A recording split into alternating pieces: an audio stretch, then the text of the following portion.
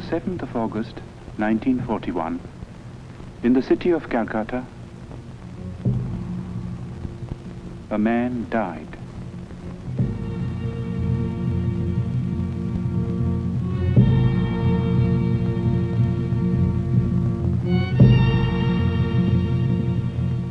His mortal remains perished, but he left behind him a heritage which no fire could consume. It is a heritage of words and music and poetry, of ideas and of ideals, and it has the power to move us, to inspire us, today and in the days to come. We, who owe him so much, salute his memory.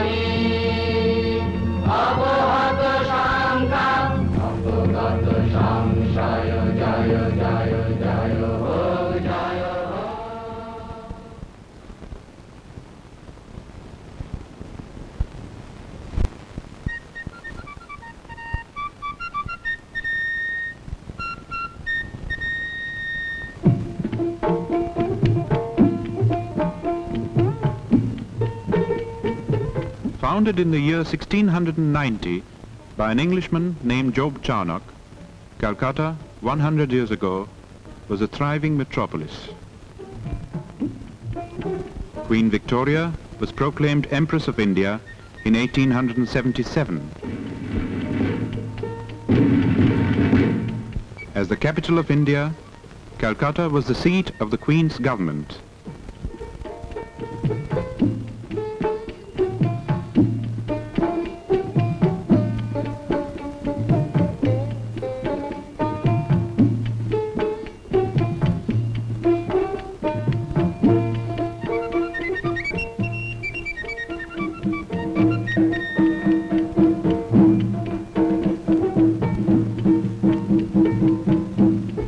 Northern part of the sprawling city, in the area known as Jorashako in Chitpur, was the family residence of the Tagores.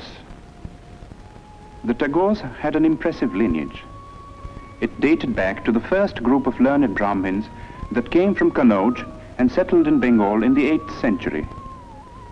1,000 years later, Panchanan, a descendant, came to the new city of Calcutta and found a lucrative position with a British shipping company. His grandson Nilmoni added to the family fortune and built the house at Jorashako.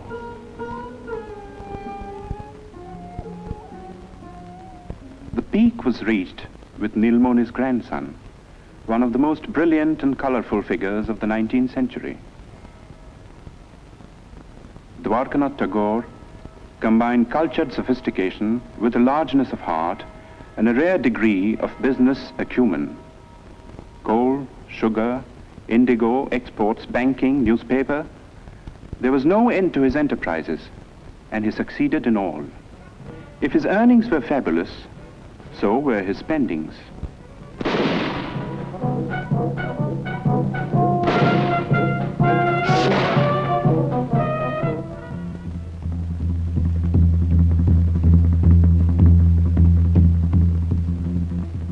Although a Hindu and a Vaishnava, Dwarkanath defied the ban of Brahmin orthodoxy and twice went to England. There he had an audience with Queen Victoria, discussions with Gladstone, and dinner with men like Dickens, Thackeray, and Max Muller.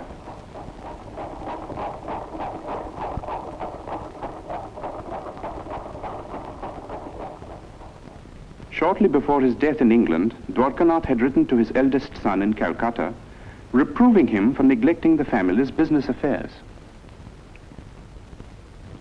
For some years past, young Rabindranath had been developing tendencies which might well have distressed his father. It began in a burning cart. The last rites were being administered to Rabindranath's grandmother. Not far away, on the riverbank, sat Rabindranath. Like many a rich man's son, he had been leading a wayward life, but tonight he was overcome by a strange feeling.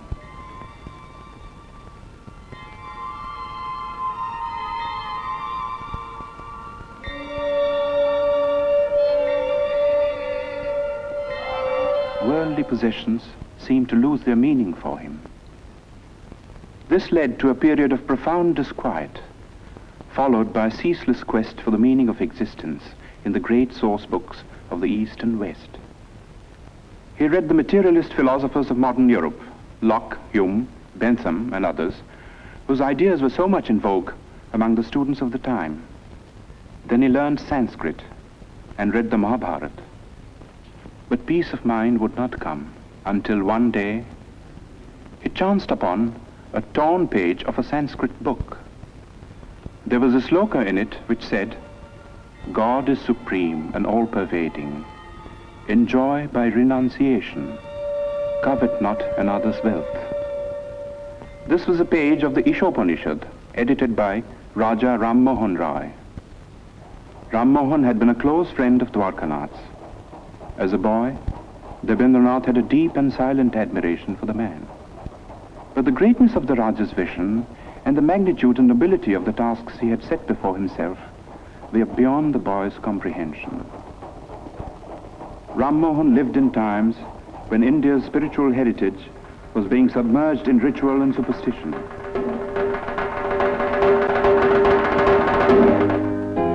While in the West, a whole new concept of humanity was emerging.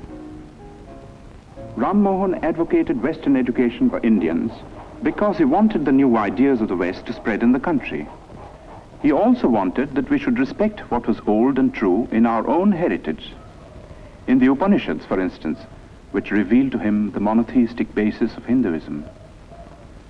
Ram Mohan's work was left unfinished by his death in England. But Rabindranath, inspired by the 2 lines of Sanskrit text, went on to prove himself to be the Raja's true spiritual son and heir. Rabindranath suffered social ostracism for preaching the monotheistic faith that he called Brahmoism, but to his followers, and there were many, he was Maharshi, the great sage. When Rabindranath was born, the Maharshi was 45 years old. His wife Sharada Muni was 33. Rabindranath was the 14th child.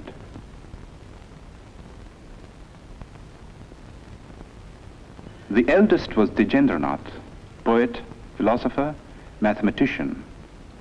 Second son Satyendranath translated the Gita and Meghdut in Bengali verse and became the first Indian member of the Indian Civil Service.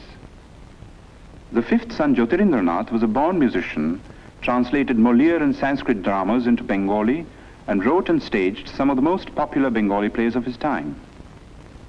Among the daughters was Sharna Kumari, the first woman novelist and the first woman to edit a journal in India. Indeed, it was a household which hummed with artistic activity.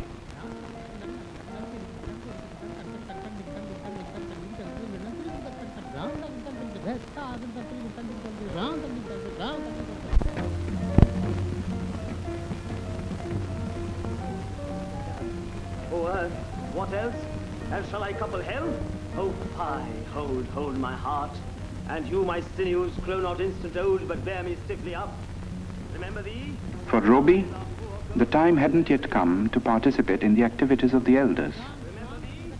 Going out in the street was forbidden too, and this was indeed a pity, for nothing seemed more fascinating to the boy than the world outside.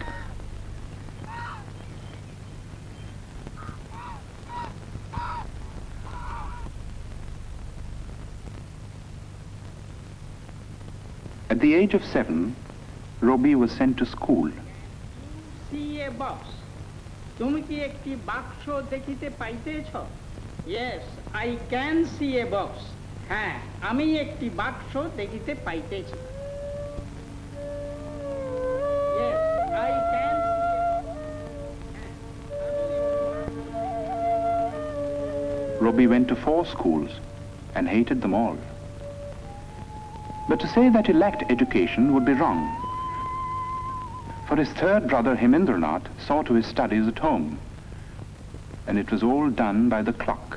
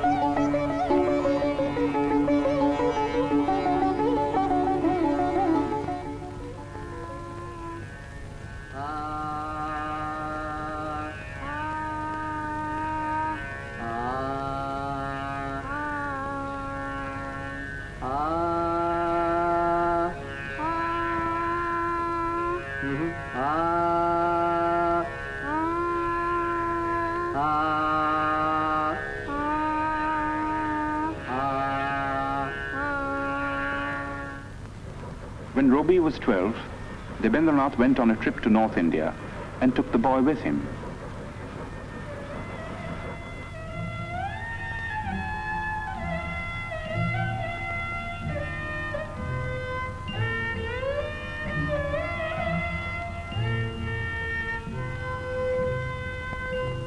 The last stop on a long tour was the rest house on Bakrota, the highest hill in the hill station of Dalhousie in the Punjab.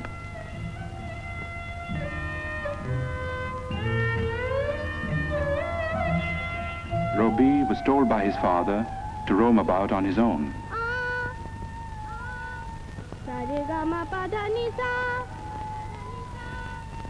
He was also taught to rise before the sun.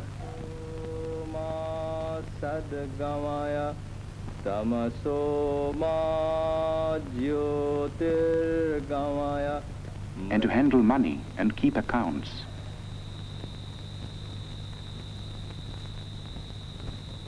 The days often ended with a boy singing devotional songs to his father.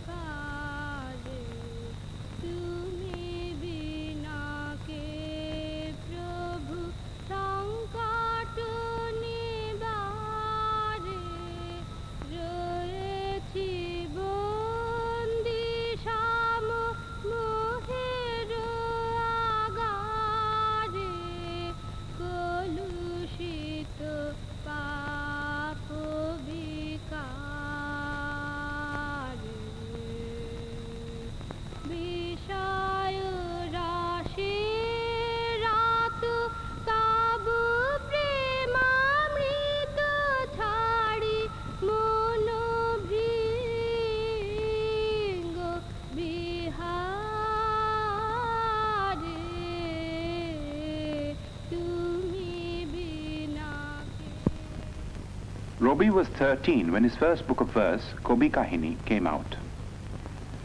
When Robbie was 16, Gitanjali brought out a literary magazine called Bharati, and Robbie found an admirable platform for his literary activities.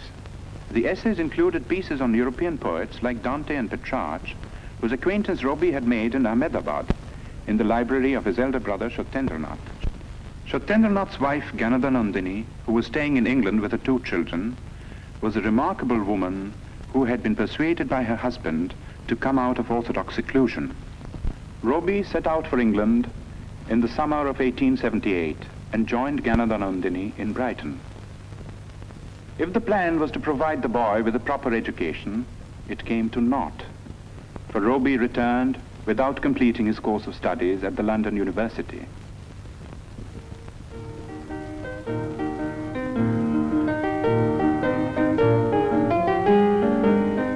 While England, Rabindranath had become acquainted with Western music. Some of the tunes he had learned found their way into his enchanting opera, Valmiki Pratibha.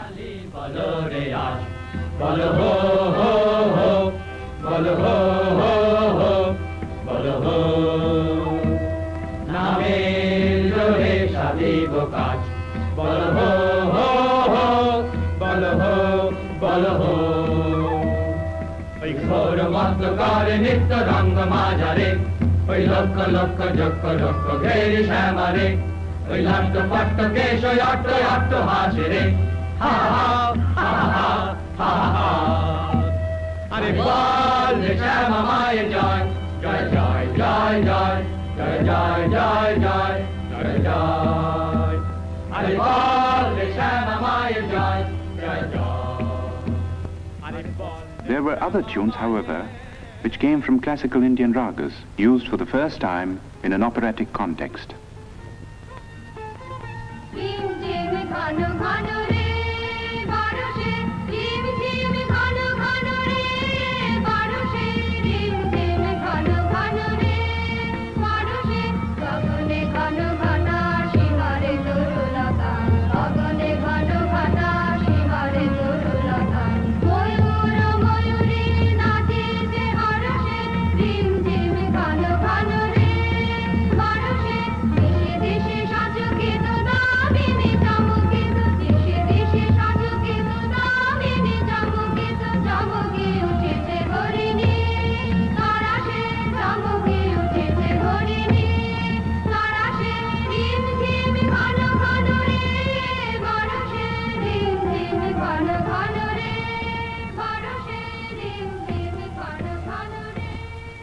Valmiki Pratibha was staged in the Tagore residence with Rabindranath in the role of the bandit-turned-poet.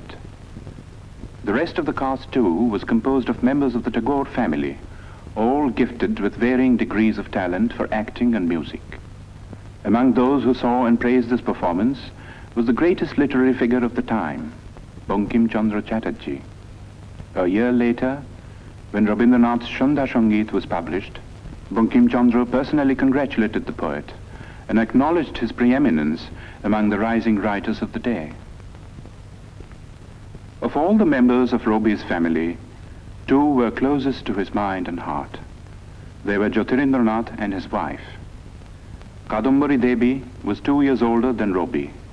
She was his best friend and severest critic. Robi lived with these two for a time in a house in Sadar Street in South Calcutta. One morning, a strange experience befell the poet.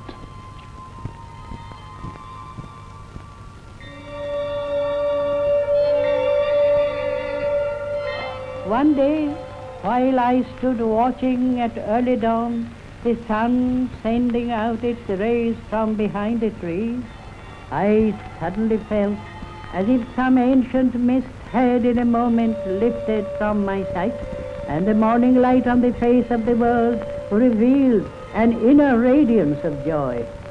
The poem I wrote on the first day of my surprise was named The Awakening of the Waterfalls.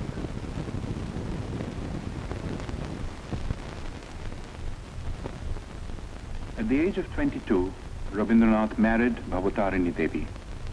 The old-fashioned name was later changed to Mrinalini.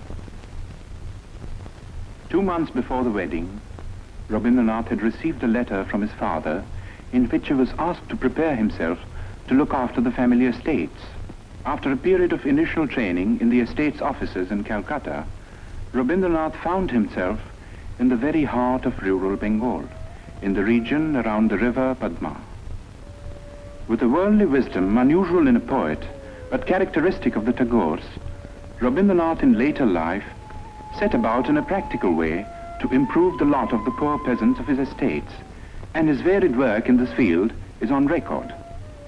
But his own gain from this intimate contact with the fundamental aspects of life and nature, and the influence of this contact on his life and work, are beyond measure. Living mostly in his boat and watching life through the window, a whole new world of sights and sounds and feelings opened up before him.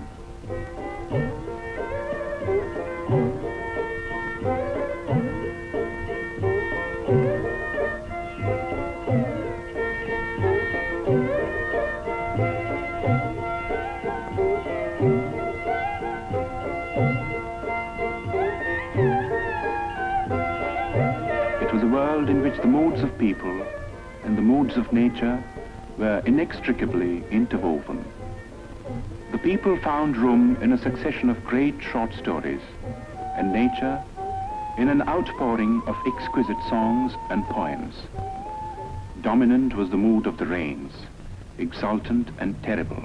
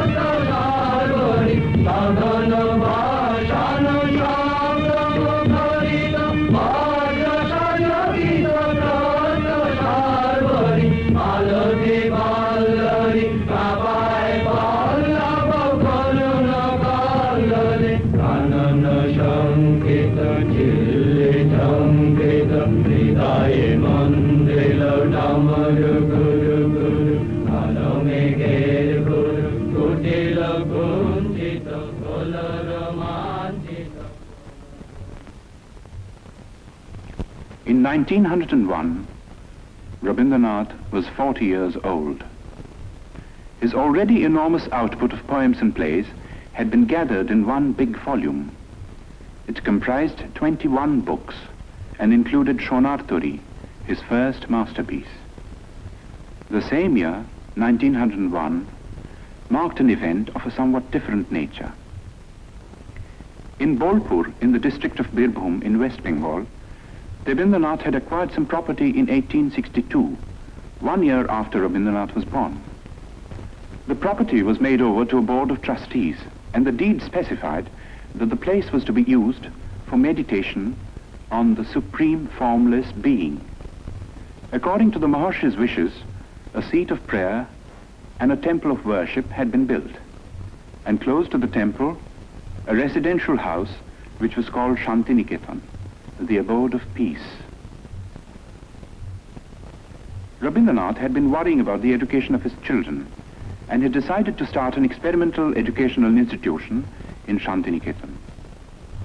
It was to be a school, but not like the schools that had been the nightmare of his own childhood.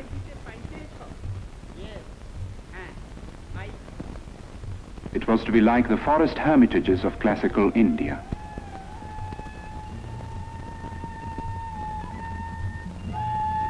But to bring it into being was not an easy task.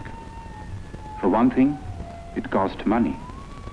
Rabindranath was obliged to sell, among other things, the copyright of his books. His wife added her bit by selling her wedding ornaments. 2 months after the school was opened, she was taken ill. 3 months later, at the age of 29, she died. For Rabindranath, it was the beginning of a series of personal tragedies. 9 months after his wife's death, his second daughter Renuka passed away. The hardest blow of all came 4 years later. Youngest son Shomindro took after his father in many ways. He was only 13 when he fell a victim to cholera. It was in the midst of these bereavements that Rabindranath participated in one of the greatest political upheavals in the history of India. In December 1903 was published the decision of India's Governor-General Lord Curzon to split up Bengal into 2 provinces. The idea was to create a separate province with a Muslim majority, which would induce a rift between the two main religious groups and avert the possible growth of a united front against the government. But in proposing the partition, Curzon merely fanned the flame of patriotism that had been smouldering in the minds of certain visionaries all through the period of the Renaissance in Bengal. These men now came to the fore and led the millions to rise in protest.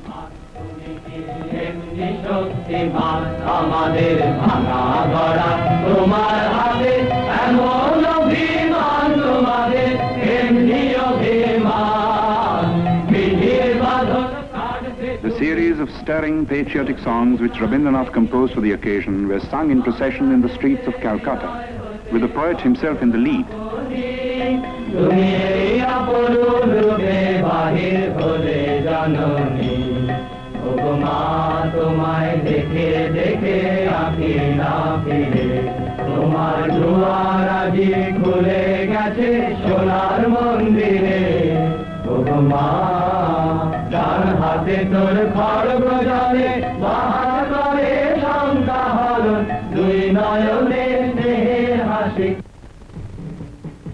On October 16, 1905, the partition became an accomplished fact. In a form of protest that only a poet could conceive, Rabindranath turned the black day into a mass festival of Rakhi Bandhan, the tying of the band of friendship.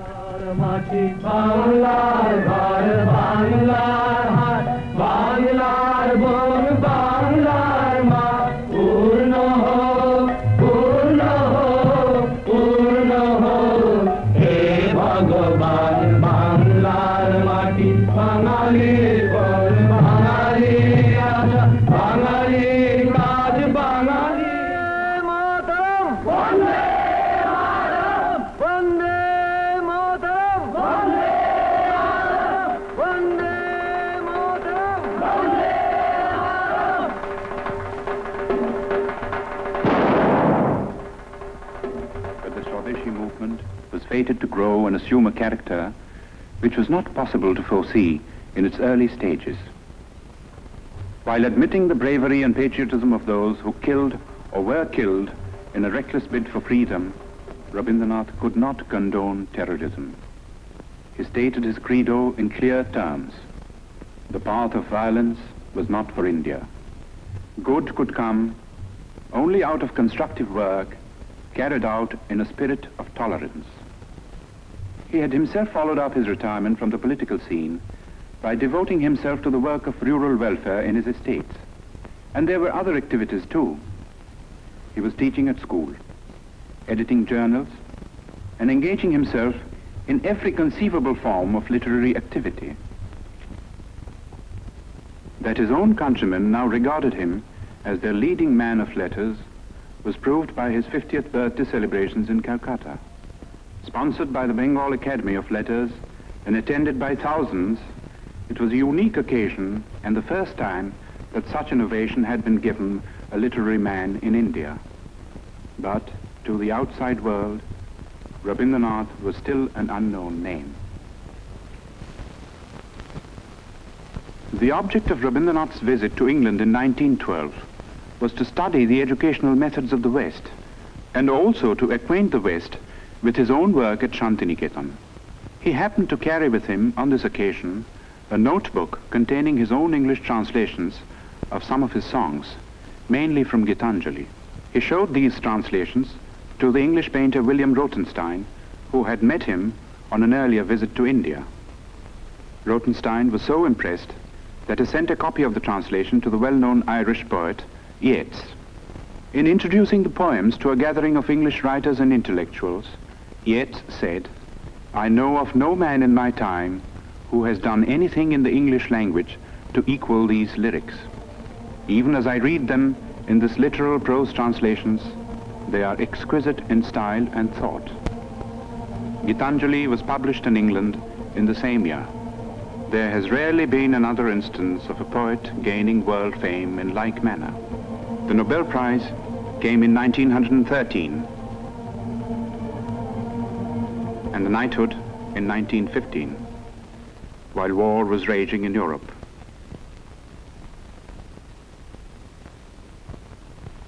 Touring the United States and Japan in 1916, Rabindranath made eloquent appeals for peace. He felt that world peace could only be achieved through intellectual cooperation between nations. He said, "The call has come to every individual in the present age to prepare himself and his surroundings for the dawn of a new era, when man shall discover his soul in the spiritual unity of all human beings." Pursuing this noble idea of international cooperation, Rabindranath gave the school at Shantiniketan a new status and a new name, Yatra Visva-Bharati Ekaniram, where the world becomes a single nest. This was the motto of the Visva-Bharati. It was inaugurated on the 24th of December 1918 with the aged philosopher Brajendranath Tagore presiding. Rabindranath made over the entire Nobel Prize money towards the building of this university. While peace had been restored in Europe, in India there was unrest. The Laureate bill, designed to suppress all political movements, dashed India's hopes of gaining the self-government that the British rulers had kept promising through the war years. Dominating the Indian political scene at this time was Mohandas Karamchand Gandhi, who, as a barrister in South Africa, had fought for the rights of the Indians living in that country. As a protest against the Laureate Act, Gandhi launched a movement of passive resistance. But the masses misinterpreted the movement, and following a rumor of Gandhi's arrest, violence broke out in many parts of the country. As a result of this, the government started taking repressive measures out of all proportion to the magnitude of the violence.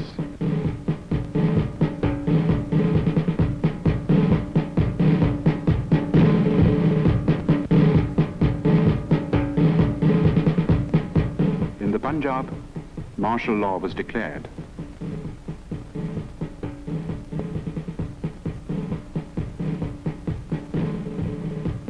In charge of the troops at Amritsar was Brigadier General Dyer.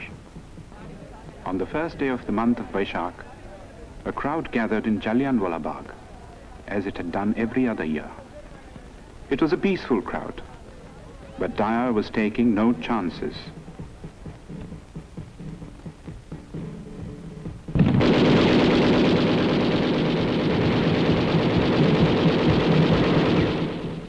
News of the Amritsar incident was suppressed by the government, but details filtered through to other parts of the country, and even to the abode of peace.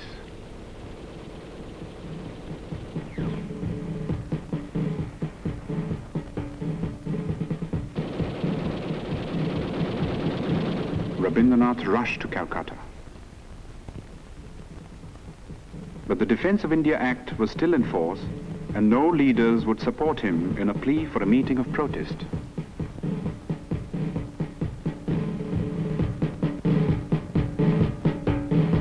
At 4 o'clock in the morning of May the 30th, Rabindranath finished writing a letter. It was addressed to the Viceroy. Condemning the government for the killing in the Punjab, Rabindranath ended by saying, "And I, for my part, wish to stand shorn of all special distinctions by the side of my countrymen, who, for their so-called insignificance, are liable to suffer degradation not fit for human beings.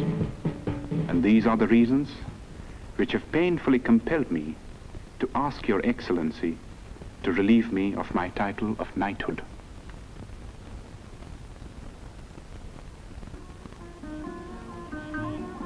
The next 10 years of Rabindranath's life were filled with ceaseless activity. The urge to travel and the necessity to collect funds for his university took him to all parts of the world, and the West, as much as the East, welcomed him with open arms.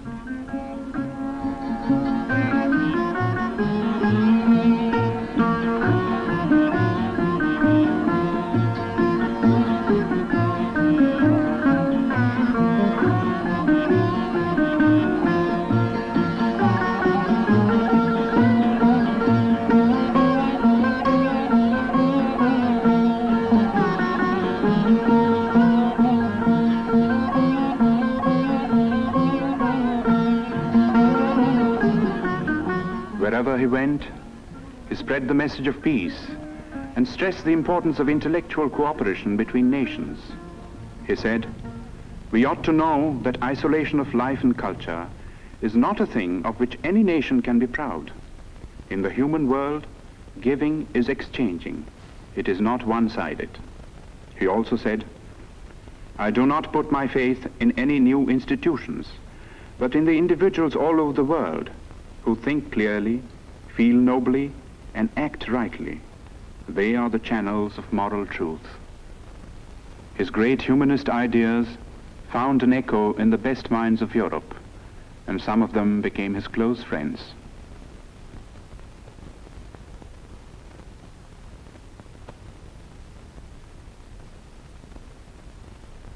In the meanwhile, the institution at Shantiniketan had come a long way from its modest beginnings. Its scope for studies had greatly increased. There was Kala Bhavan for the study of painting, under masters like Nandulal Bose.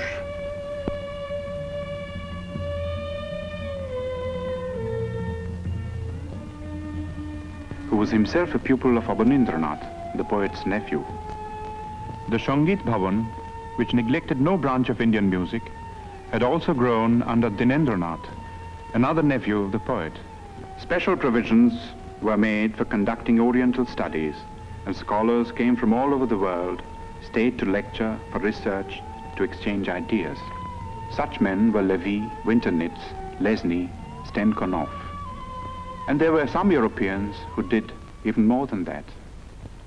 Charles Freer Andrews, a missionary who was present at Yeats's reading of Gitanjali, and William Winstanley Pearson, who also met the poet in England, came to the ashram in its early days and stayed on until their death, working with a selfless devotion to the poet and his cause that few Indians could equal. Leonard Elmhurst was another Englishman whom Tagore had met in America.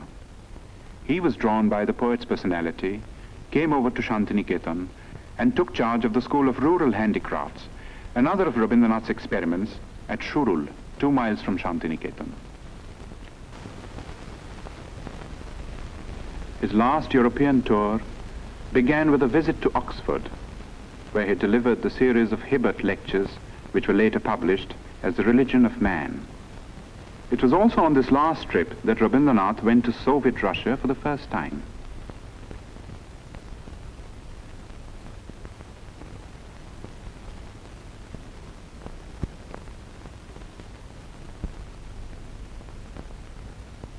On the eve of his departure from Moscow, he told his hosts, "You have recognized the truth that in extirpating all social evils, one has to go to the root, and the only way to it is through education."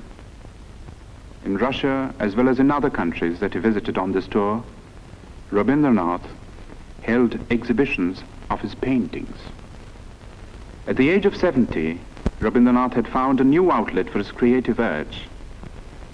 It was astonishing the way it started.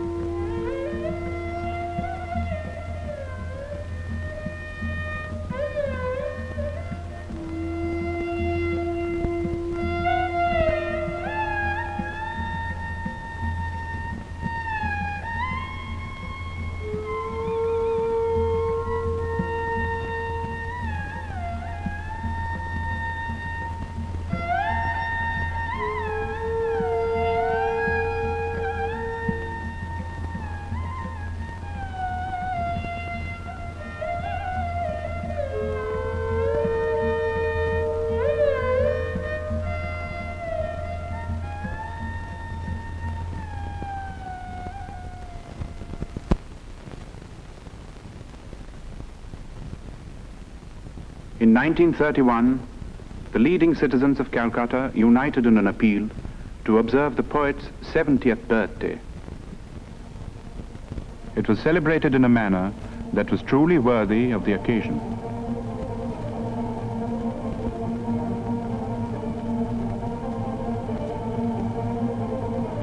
The Golden Book of Tagore was a testimony to the love and reverence that the intellectuals of the world bore for Rabindranath. Its sponsors consisted of 3 Europeans and 2 Indians. There was Romain Rolland from France, Albert Einstein from Germany, the poet Costas Palamas from Greece. The Indians consisted of the scientist Jagadish Chandra Bose, who had been the poet's closest friend for 40 years. The other Indian was Mahatma Gandhi. In physical appearance, in personal habits, and in general outlook, the two differed considerably. At several moments of crisis in India's political history, the two had disagreed over the course of action, but these were on the surface. Their deeper affinity transcended all occasional barriers.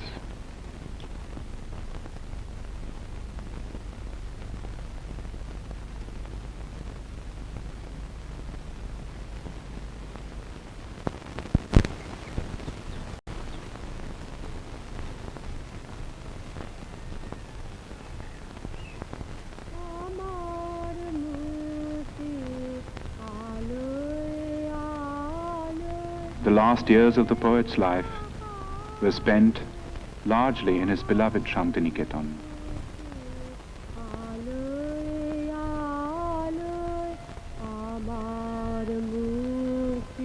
He had a choice of small houses built for him, for he never liked to stay in the same house or even in the same room for long. It was, in a way, symbolic of the refusal to get into a rut which marked his whole life. In his writings, he was now producing some of his most striking, original, and mature works. And these included textbooks and nonsense rhymes for children. Not an unusual occupation for someone who had loved and understood children so well and done so much to mold them for a better future.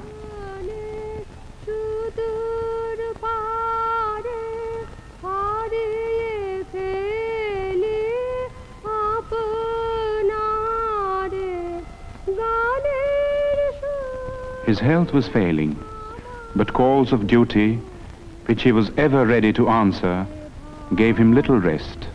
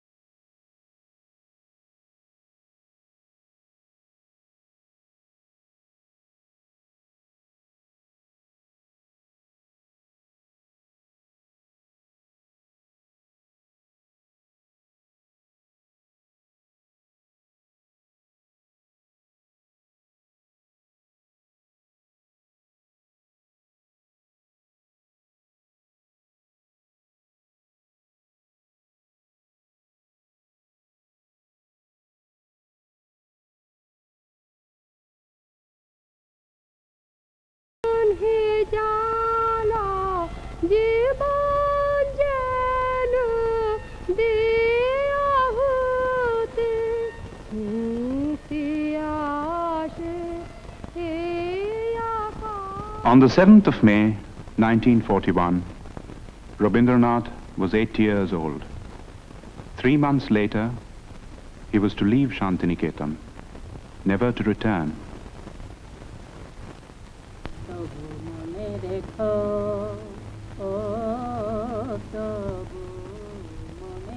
He would be taken to his ancestral house in Calcutta, fatally ill.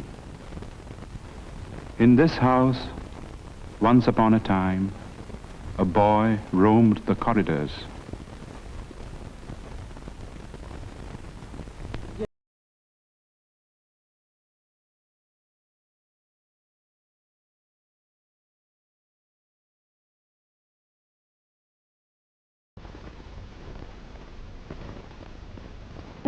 you never say a word when father writes. When my father wishes. Father, you don't seem to mind at all. But if I take only one sheet to make a book,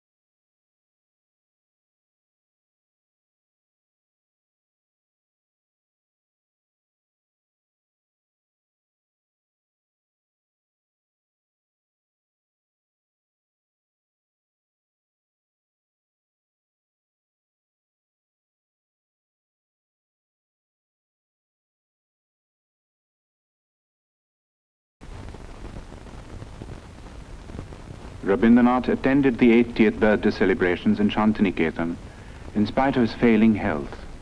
Today, for the occasion, he had composed a message, his last message to the world. It was called The Crisis in Civilization. It concerned itself with the state of the so-called modern civilization, a civilization that was being shaken to its very roots by barbaric wars of aggression.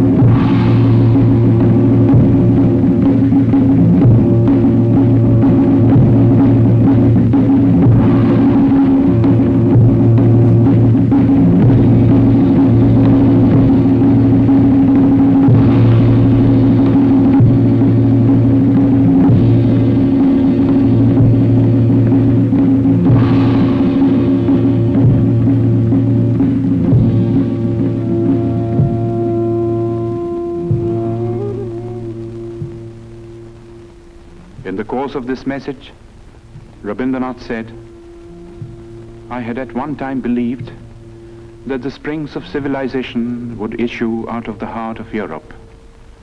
But today, when I'm about to leave the world, that faith has deserted me. I look around and see the crumbling ruins of a proud civilization strewn like a vast heap of futility.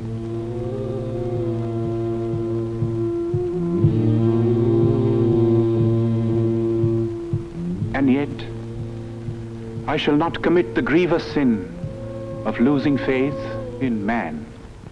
I shall look forward to a new dawn, to a new chapter in history when the Holocaust will end and the air will be rendered clean with the spirit of service and sacrifice. Perhaps the dawn will come from this horizon, from the east, where the sun rises. On that day, will unvanquished man retrace his path of conquest, surmounting all barriers to win back his lost human heritage.